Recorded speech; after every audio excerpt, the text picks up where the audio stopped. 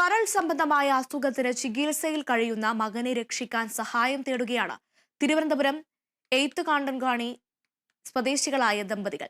കരൾ മാറ്റിവയ്ക്കൽ ശസ്ത്രക്രിയക്കായി കരുണ തേടുകയാണ് ഇവർ. എന്നെ കൊണ്ടൊന്നും സാധിക്കൂല, വലിയൊരു ഫണ്ടല്ലേ. ഇപ്പം തന്നെ ഏകദേശം 4 മാസത്തോളം ആയി പണിക്ക് പോയിട്ട് ഇതിന്റെ പിന്നാലെയാണ്. 2.5 മാസം പ്രായമുള്ളപ്പോഴാണ് ശ്രീജിത്ത് അഞ്ജന ദമ്പതികളുടെ ഏക മകൻ ശ്രീയാൻഷിനെ തിരുവനന്തപുരം SAT ആശുപത്രിയിൽ പ്രവേശിപ്പിക്കുന്നത്. കണ്ണിൽ മഞ്ഞ നിറം കൂടിയതിനെ തുടർന്നായിരുന്നു ഇത്. പരിശോധനയിൽ കുഞ്ഞിന് കരളിന് വീക്കമുണ്ടെന്നും ശരീരത്തിന് ആവശ്യമായ പ്രവർത്തനം കരളിൽ നടക്കുന്നില്ലെന്നും ഡോക്ടർമാർ കണ്ടെത്തി. കരൾ മാറ്റിവയ്ക്കുക മാത്രമാണ് പ്രതിവിധി. ശസ്ത്രക്രിയയ്ക്കും ചികിത്സയ്ക്കുമായി 40 ലക്ഷം രൂപയാകുമെന്ന് ആശുപത്രി അധികൃതർ അറിയിച്ചതോടെ ഇത്രയും വലിയ തുക എങ്ങനെ കണ്ടെത്തുമെന്ന ആശങ്കയിലാണ് ശ്രീയാൻഷിന്റെ കുടുംബം.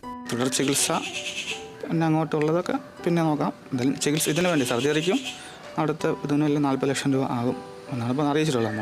നമ്മളെ കാണുന്ന എല്ലാവരും അവൾ കഴിയുന്ന രീതിയിൽ സഹായിക്കുക എന്നുള്ളതാണ്.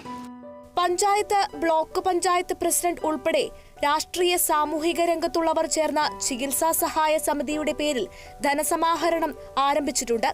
എന്നാൽ ഇത്രയും ഭീമമായ തുക കണ്ടെത്താൻ കഴിഞ്ഞിട്ടില്ല.